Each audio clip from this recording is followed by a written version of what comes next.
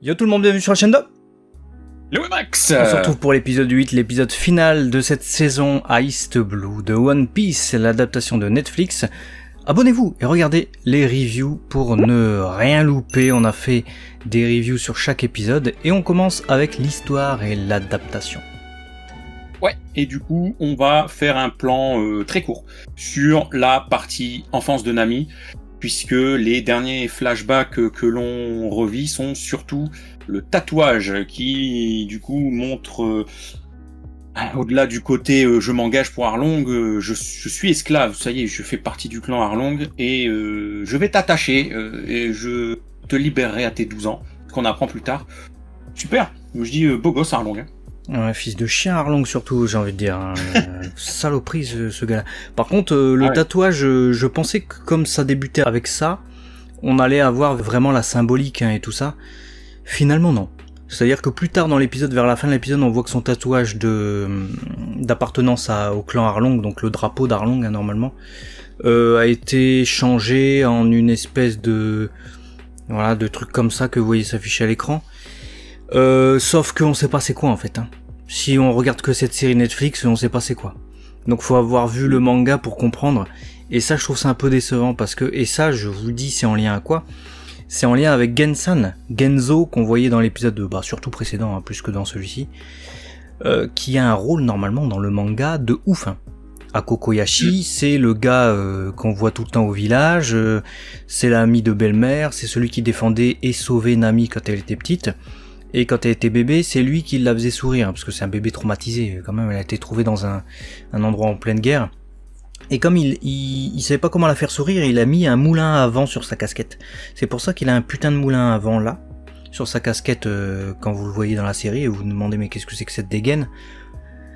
Bah c'est pour ça. Et du coup, en fait, le tatouage, c'est le moulin à vent, plus les mandarines, les mandariniers de belle-mère. Et on comprend pas dans la série parce que ça nous est pas dit, on se dit pourquoi elle a fait ça. Non, tu comprends pas. Tu comprends pas l'importance de Gensan, tu comprends pas le symbole du nouveau tatouage, tu comprends pas non plus le moulin à vent mandarinier que lui fait belle-mère. Tu comprends que c'est un symbole, mais t'as l'impression que ça ne lie que belle-mère et Nami. Et pas, ça n'a pas d'ampleur beaucoup plus forte dans l'histoire. Donc oui, sur ça c'est dommage parce que c'est important quand même pour Nami et pour l'avant et après Nami. C'est le tatouage que tu vas avoir de Nami sur tous les épisodes, hein. C'est vraiment c'est sa construction et ça la lie encore plus du coup à son village hein, puisque c'est la thématique aussi de cet épisode, c'est le village qui a été ravagé par Arlong. Une nouvelle fois cette fois, et on le voit c'est bien dire ouais moi je tiens mes promesses etc. en voix off. Et l'image nous montre tout autre chose puisqu'il a incendié le village. Et Nodiko a tout raconté aux villageois à propos de Nami vu qu'elle s'était entretenue avec elle dans l'épisode précédent. Il décide donc de marcher vers Arlong Park, là où notre team, notre équipage, on pensait les voir marcher vers Arlong Park également, maintenant ils ont marché vers le village en fait. Bon, vu ce qui se passe dans la série c'est logique. Maintenant par rapport au manga, du coup c'est pas tout à fait dans le bon ordre, mais bon.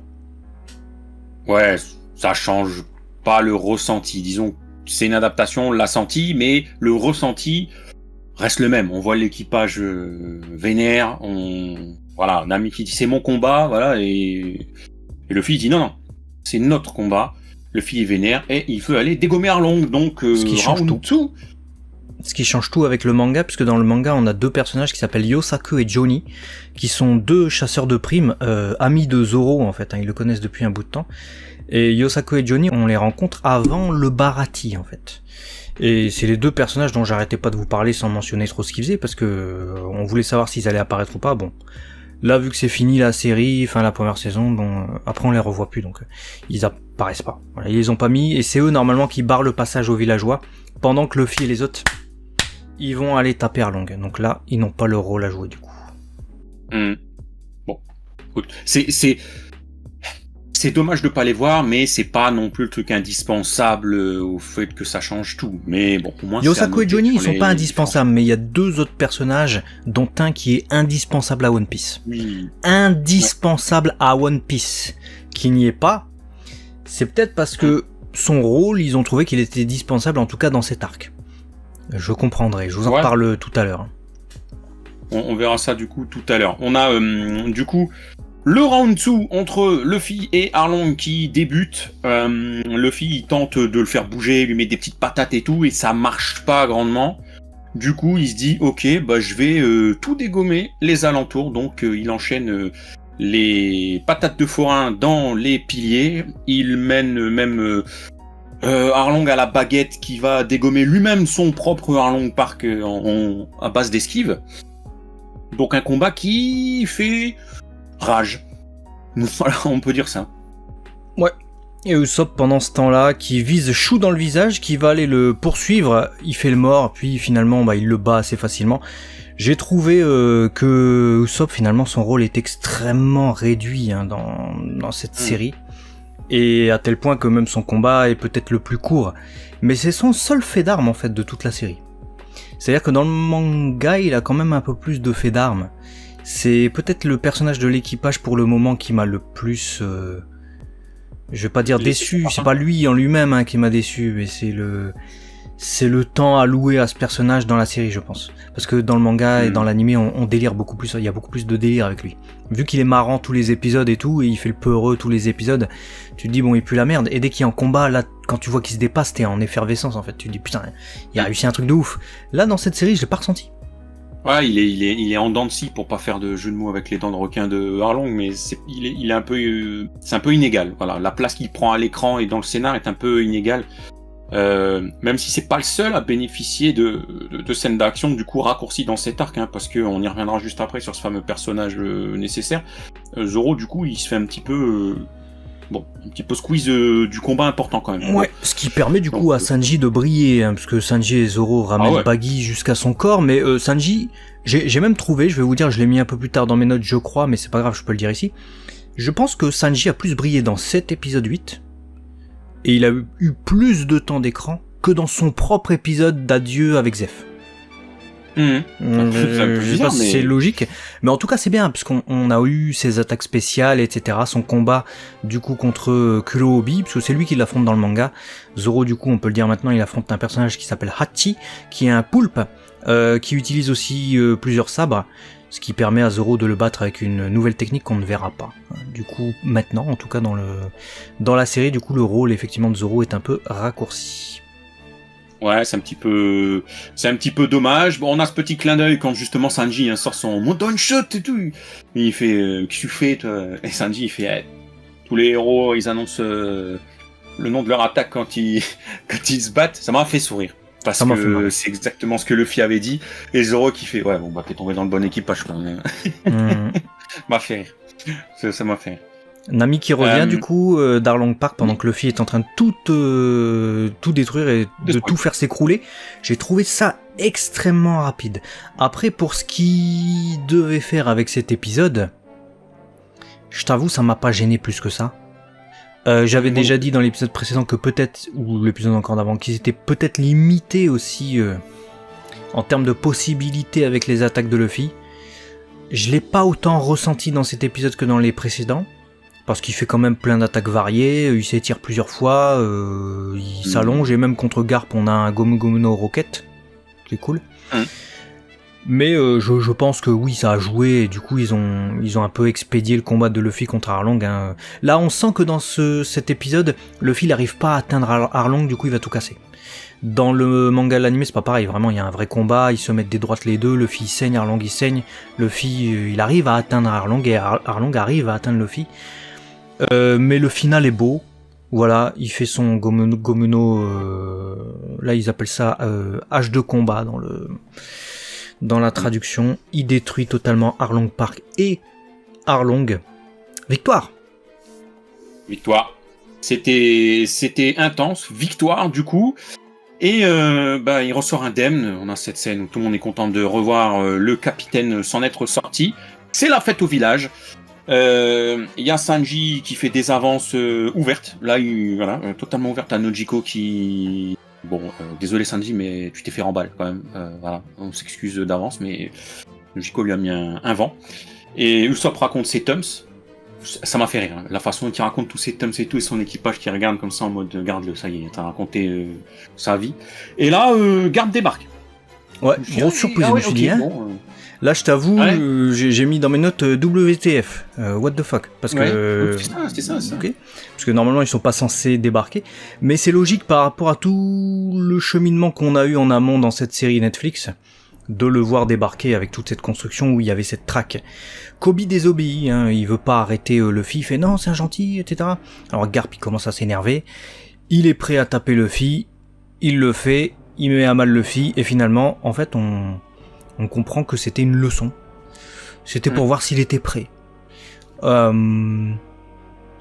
Ok. Voilà. Disons que le message est beau.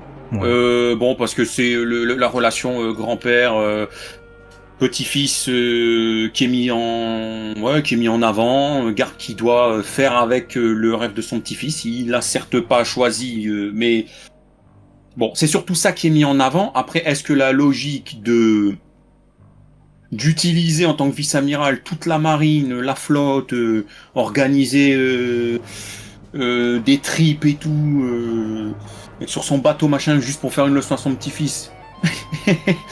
C'est un peu spécial. Dans la vie, je sais pas si ce serait possible. Ouais, heureusement ils arrêtent. Mais le message est beau. Je pense que effectivement ça passe un peu. Voilà, ça passe quand même parce qu'ils arrêtent Arlong. Je pense que parce qu'ils arrêtent le gros poisson, avec jeu de mots et sans jeu de mots, le gros bonnet, ça passe. La marine a fait son travail, ils ont été sur une île qui était prise en otage, voilà. Mais c'est vrai que sans ça, bon, tu te dirais, est-ce qu'il se fout pas un peu de notre gueule, le vice-amiral de la marine, quand même. J'avoue. Mais bon, ils retombent, je trouve, habilement sur leurs pattes en termes d'adaptation parce que, voilà, c'était différent, mais finalement, bon, on a droit à cette belle scène. Quand même, on voit le rappel de Roger dans l'esprit de Garp, donc encore une fois un clin d'œil à ce qu'est Luffy et ce que représente Luffy. Finalement, voilà, ça boucle plutôt pas mal. Le Garp dans la série One Piece Netflix, ça passe plutôt bien. Ouais, d'autant plus que après, il va carrément dire à ces deux élèves là, entre gros guillemets, bon ils vont le devenir, hein, c'est du coup Kobe et Hermep qui va les prendre sous son aile pour les entraîner à la fin de l'épisode. Donc on va avoir un développement futur de ces deux personnages et pas que, vous verrez. Pour ce qui est en tout cas de l'équipage, Nami est enfin libre. Elle est enfin libre, du coup ça nous offre une nouvelle Nami encore une fois, et elle est sur la tombe de belle-mère pour faire ses adieux. Fait ses adieux également avec Nojiko, hein, qui s'incruste très visible, hein, vu qu'elle a une perruque bleue, donc vous pouvez la remarquer en background, même si elle arrive subrepticement. On a un nouveau tatouage pour Nami, on en a déjà parlé. Quoi, qu'est-ce que t'as dit ? Je disais Nojiko, elle s'incruste tout le temps. Chaque fois qu'elle elle est avec son coffre, Nojiko elle arrive, elle entraîne par là sa belle-mère, Nojiko elle la laisse pas tranquille en fait. Elle la stalk. Je te jure, à un moment donné, c'est dans le déroulé, voilà, c'est un déroulé accéléré, tu vois. Mais à un moment donné, je me suis dit, ouais, je suis Nojiko dans la vie. T'as quelqu'un comme ça, t'as envie de dire, il y a un moment donné, je peux être tout seul ou. Bon, après, elle est pas discrète, donc ça c'est pratique. Non. Bon. Ça, c'est sûr, ça qui est pratique. On parlait de Kobe il y a quelques instants. Il revient voir Luffy, j'ai mis dans mes notes, mais wesh, il se voit tous les 4 matins, mais j'avoue, toutes les 2 minutes. Alors, dans le manga, Kobe, Luffy ne se revoit pas avant 200 millions d'années. Je pense vous avez 12 ans et quand il se revoit, vous en avez peut-être 17, tu vois. C'est pour dire le temps qui passe. Là, il se voit tous les épisodes, ok, bon. C'est lui-même qui vient lui apporter son affiche, là où dans le manga c'est la mouette, la fameuse mouette que vous avez vue épisode 1. Peut-être pas la même, hein, il y en a 150 000 des mouettes, mais mouette qui livre le courrier du coup. On voit que c'est la plus grosse prime d'East Blue maintenant qu'il a fait tomber Arlong, qui était le plus gros poisson d'East Blue. Donc ça y est, Luffy est enfin un criminel reconnu, il est content, hein, il est content. Bon, Zoro il est réaliste, ils vont être pourchassés. Usopp il était content au début aussi, maintenant moins. Et du coup, bah rendez-vous sur Grand Line pour la suite. Hein. On voit aussi les réactions des autres personnages, ce qui est assez marrant. Makino n'a pas changé en 9 ans. Hein, bon. Non, alors ça c'était ce qu'on disait, c'était pas très très logique. 9 ans après, Makino elle a la même, mais alors la même tête que. Habillé pareil. Bon, je me suis dit, je sais pas ce qu'elle boit, je sais pas ce qu'elle mange, je sais pas quel est son secret, mais j'aimerais bien la voir. En 10 ans, pas prendre une ride comme ça. C'est fort. Belle hygiène de vie, Makino, merci pour. Dans un bar. Dans un bar. Il y a qui d'autre? Il y avait Kaya qui est in love de Usopp. Hein. Voilà, elle a vu Usopp en petit en point, dans un coin, pardon. Voilà, elle va l'accrocher, c'est sûr, dans sa chambre. Comme dans le manga, tu sais, c'est l'affiche de Luffy, elle voit que Usopp, ça m'a fait marrer, ça me faisait déjà marrer à l'époque. Ouais, pareil. Zef, l'employé du mois, il placarde l'affiche de Luffy dans sa cuisine, il est content. Aimé. Ah, il est content. Ouais, il est content. Ouais, c'est un frétille et tout, ouais, je suis content. Ouais. On a du coup Baggy qui découvre l'affiche et qui veut, voilà, Théma Luffy, si il est content, hein, mais il veut quand même, voilà, il veut en découdre. Il veut prendre les sous, je pense. Il veut en découdre, ouais. Alors Baggy, pour l'instant, il est pas au niveau. On a vu qu'il s'est enfui pendant la bataille quand il a récupéré son corps. Et là, il croise Alvida. Et Alvida, il y a un truc à dire sans vous spoiler. Comment je peux dire ça? Normalement, quand on la revoit dans le manga, effectivement, elle croise la route de Baggy. À peu près à ce moment-là. Mais elle a changé d'apparence. C'est pas le cas. Et se pose une grosse question, du coup, pour les fans du manga. Parce que c'est vraiment, normalement, dans le manga, c'est un truc de ouf. Hein. Donc là, voilà, on verra s'ils le font pour la saison 2, j'aimerais bien qu'ils le fassent, parce que s'ils le font pas, bon, c'est un peu abusé, quoi. Ouais, je sais pas trop pourquoi, je sais pas, voilà, scénaristiquement, voilà, Réa, ils ont fait un choix qui est bon, on verra. Espérons que ce soit reculé pour mieux sauter, on va dire ça. On retrouve Garp qui rigole, il fait ouais, c'est pas mal, mon petit-fils il est plutôt pas mal primé, oui, il est content, et c'est là qu'on va avoir du coup la fameuse scène que t'as sonnée tout à l'heure avec Kobe et Hermep qui vont se faire non pas punir mais entraîner, ce qui pour Garp est même pire, donc ils sont contents et tout, ils se font des checks. L'amitié du coup entre Hermep et Kobe est officialisée à l'écran, c'est pas trop stacké là, tu sens qu'ils vont former un duo important, et retenez bien parce que ça va avoir son importance pour la suite. Et puis il y a Mihawk qui rend visite à Shanks qui a mal à la tête, puisqu'il s'est peinté. Hein, et il lui ramène du coup la prime de Luffy, et ils sont tous contents, et du coup il va se repeinter. Voilà. Ouais, mais du coup, c'est surtout l'information qu'on veut, c'est que Mihawk il connaît bien Shanks. Et du coup, quand il dit pas mal le chapeau de paille, épisode 6, rappelez-vous.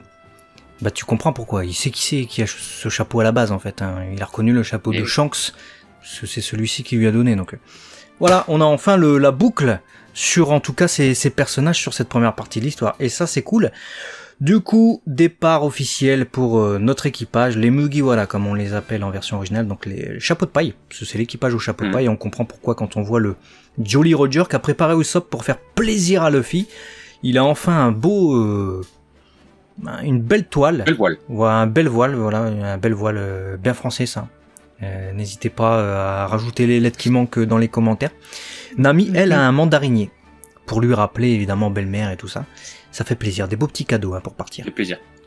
Ouais, des beaux petits cadeaux, puisqu'en plus tu parles de cadeaux, donc on va sur des choses positives, tout comme le fait que chacun va annoncer leur rêve, ils se font une sorte de serment sur ce tonneau, scène épique et légendaire qui a été repris du coup, c'est bien.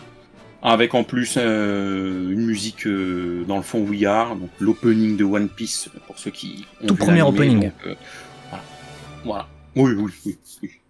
Premier opening. Et l'un des meilleurs en plus. Il reste culte celui-là pour moi. Et à la toute fin, on a une petite surprise.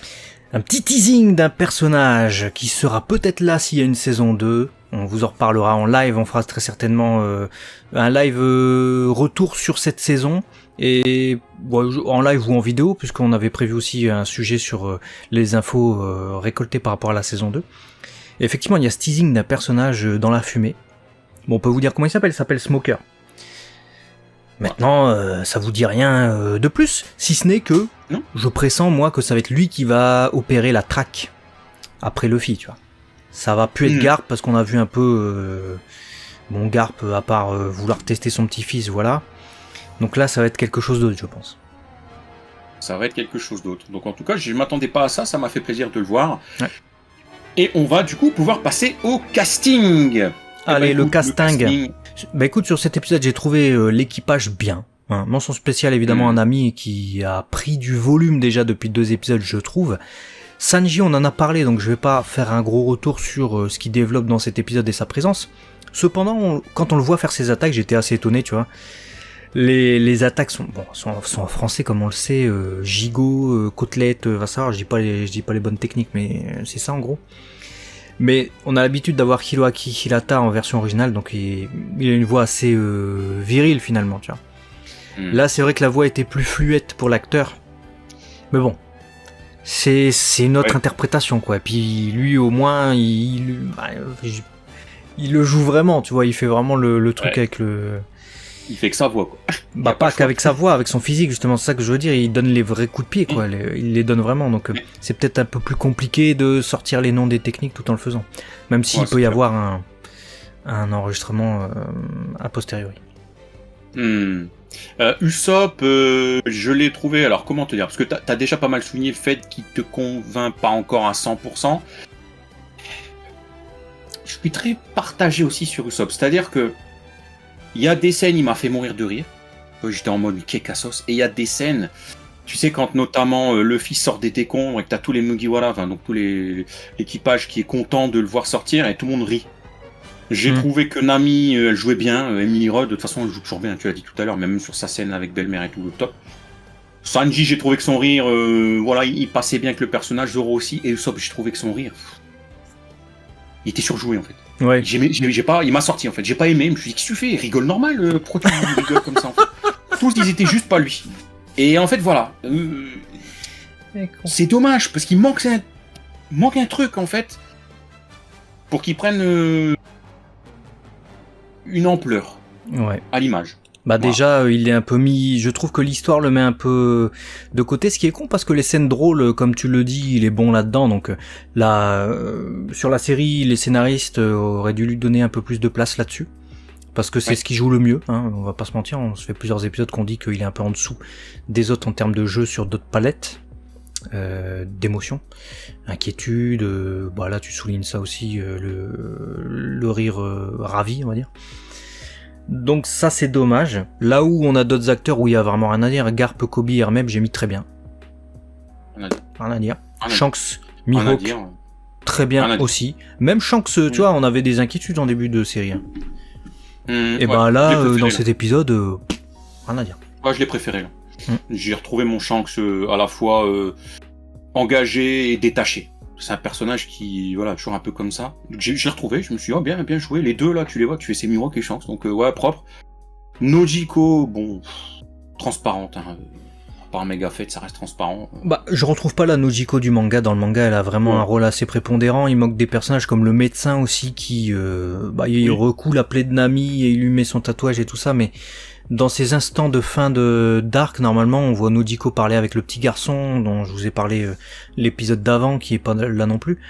Donc elle a un rôle un peu plus important. Elle est plus avenante, je dirais. Là, j'ai l'impression que Nojiko a fait tout le temps la gueule dans cet épisode et dans l'épisode d'avant. Et il y a cette perruque qui me sort aussi, donc ça aide pas, on va dire. Ouais, j'avoue. On va passer du coup à Arlong et son crew. Hein. Bon, Arlong, finalement, j'avais très très peur. C'était peut-être celui qui me faisait le plus peur de tous les personnages de la série. Quand on a maté les trailers, les photos et tout, je m'étais dit, oh là. Vraiment, j'avais peur. J'avais peur que ça fasse kitsch sa mère.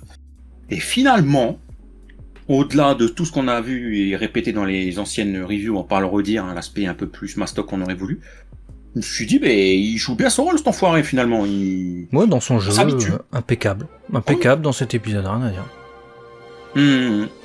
Et puis Chu et Kurobi, écoute, c'est un peu le même ressenti, c'est-à-dire que quand on les voit enfin en action et être au centre de l'image, ils prennent un peu plus d'ampleur. Tu me diras, c'est forcément un peu plus facile que quand t'es dans une bande pas organisée, mais où t'as plusieurs personnes. Bon, Chu, il s'exprime pas non plus beaucoup, hein. Il crache, ok, il se fait flamber, bon.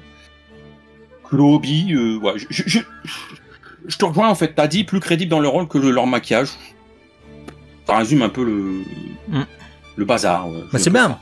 Au moins, si tu dis ce que j'ai dit sans que j'ai besoin de le dire, j'ai plus besoin de m'exprimer, ça c'est pratique. Au moins ça fait un lien avec les visuels, parce qu'on parlait de leur make-up, et puis allez vas-y. Alors dans les visuels, j'ai trouvé l'attaque de Luffy, le Gomu Gomu no Rocket, bien fait. Je m'attendais pas à cette technique, c'est vrai qu'on était peut-être pas rassasié en termes de technique spéciale de Luffy.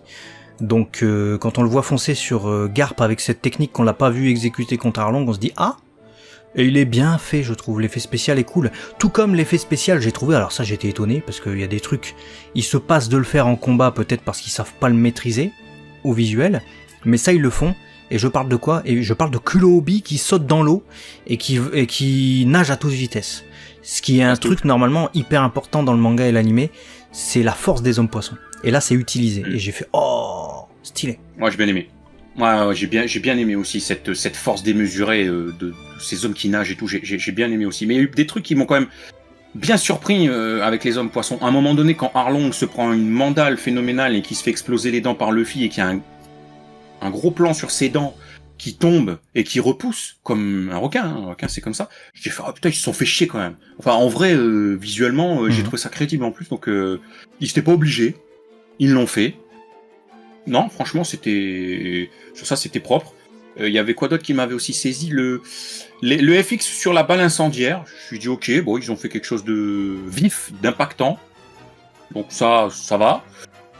Qu'est-ce que j'avais noté aussi? Oui, la grosse scène pour moi qui m'a vraiment surpris, et c'est un mélange de visuel et de réa, c'est la destruction d'Arlong Park en fait. Tout le destruction des poutres, destruction d'Arlong Park en entier, avec ces effets spéciaux qui sont aidés ou accompagnés par la réa avec des plans de tous les angles, suivi du kick de Luffy qui sort et tout. Je me suis dit, putain, c'est impactant de fou, et j'y ai cru. Ça aurait pu être kitsch sa mère. J'y ai cru. Je me suis dit, ils ont envoyé la sauce. Pareil, je me suis dit, ils ont tout dégommé. Ça fait la transition avec la réalisation sur le Arlong Park qui s'écroule. Et, c'était ouf. Là, j'étais dedans. Oh, et c'est peut-être le truc qui m'a fait me dire, même si c'était trop court et qu'ils ont expédié le combat de Luffy, j'en ai parlé tout à l'heure, que c'était pas dérangeant. Tu vois, ils ont vraiment mis le paquet sur ça. Il y a le coup final, il y a les trucs. Je me suis dit, ok, d'accord, j'accepte. Je me suis dit ça, je pense. Et puis j'ai trouvé aussi qu'ils utilisaient bien l'espace pendant les combats. Que ce soit Zoro, Sanji, début d'épisode, que ce soit Usopp qui va courir dans la forêt, que ce soit Luffy même dans la pièce avec Arlong, il utilise vraiment tout l'espace. Il saute, il se fait envoyer dans les murs, etc. Cette fois, c'était mieux que épisode 3-4, tu vois. Moi je suis d'accord, les Corées ont pris une dimension plus grandiose. Et du coup, c'était sympa. Même s'il y a des petits moments, si on veut tiquer, on ressent les fils qui permettent les cascades. Mais sinon, oui, ils utilisaient pas. C'est dynamique, c'est punchy. Non, franchement, c'était sympa. Et il y avait aussi des petites astuces de réa que j'ai bien aimé. Genre quand Garp voit Roger, l'insertion du flashback, j'ai trouvé ça top. La transition entre le tatou au début et la map, donc en fait c'est l'encre dans la peau et l'encre, donc le raccord plastique, j'ai bien aimé. Je trouvais ça très fin. Et puis les plans sur le bateau à la fin, la proue, les shoes, les angles, etc., la voile. J'ai bien aimé, j'ai trouvé que les plans ils étaient efficaces, visuellement impactants, bien choisis en fait. Donc vraiment, je me suis dit, ils ont voulu bien faire. Bande son Arlong et sa musique hip-hop, toujours dans cet épisode, c'est un peu sa signature. Voilà, moi j'ai noté ça. J'ai noté aussi l'utilisation du cri de Willem. Tout début d'épisode, quand Zoro il tranche la jambe d'un gars qui tombe, du coup, au moment où il veut aider Luffy, à Arlong Park. Donc on a le tu vois, le truc que t'entends dans tous les films, dans les Star Wars et des trucs comme ça. Donc c'est le cri de Willem, ça. Ils l'ont casé là pour le petit délire. Petite musique de Baggy quand il va récupérer son corps, donc toujours recasé. C'est-à-dire qu'à chaque fois qu'un personnage va être mis en avant dans cette série, on va avoir son petit thème qui va revenir comme le petit clin d'œil, tu vois. Donc ça c'était cool. Et on a eu quand même carrément une chanson au moment des au revoir entre Nojiko, Nami, Belle-Mère, au revoir à sa tombe du coup. Je me suis dit tiens, ils ont fait appel à une chanteuse et tout, ils se sont fait chier, c'est bien. Mais c'est bien, ça apporte de la consistance à la scène et à la série. Et puis bon, on a déjà évoqué la fameuse musique de fin We Are, donc mais il fallait le redire parce que c'était la bande son. Avis du coup sur cet épisode. Bah bonne petite série. Franchement, j'ai trouvé qu'on était replongé dans One Piece. C'est pas exactement ce qu'on connaît que ce soit manga, animé, mais c'est normal, c'est une adaptation. Mais j'ai beaucoup apprécié le fait qu'ils aient mis beaucoup d'efforts en fait dans cette série. S'il n'y avait pas eu d'efforts, on l'aurait ressenti. Les moments où il n'y a pas d'efforts, on le ressent. On se dit même pas pourquoi. Alors qu'on voit tout le reste où il y a un budget de ouf, des efforts de ouf, un amour de ouf, une passion de ouf. Donc c'est que ça se voit.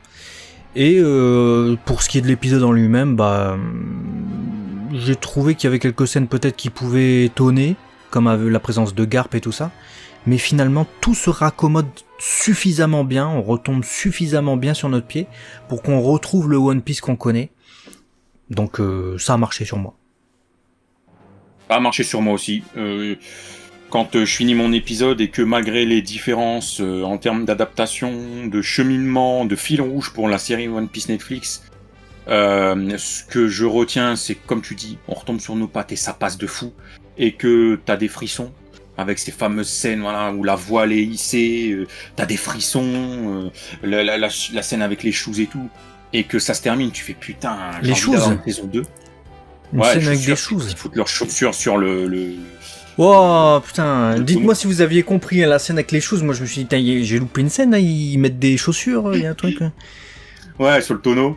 Non, mais voilà, quand tu ressens toutes ces émotions-là, que quand ça se termine, tu dis putain, j'ai envie d'avoir une saison 2, c'est que il y avait quelque chose qui a fonctionné, plus que fonctionné. Parce que voilà, si on a terminé cette série en se disant ouais, bon, on verra pour la 2, bon. Là, non. Alors que là, tu vois, on a envie de voir Smokers qui nous réserve, qu'est-ce qui va se passer dans la 2, on sait pas, vont-ils atteindre Grand Line, qui est leur but, du coup, vous l'avez compris, avec cet épisode. On verra tout ça, peut-être, sur cette chaîne. On verra. On ne sait pas dans combien de temps ça sortira, donc voilà. À très vite, en tout cas, sur la chaîne 2. Léo et Max, des bisous. À la prochaine. Ciao.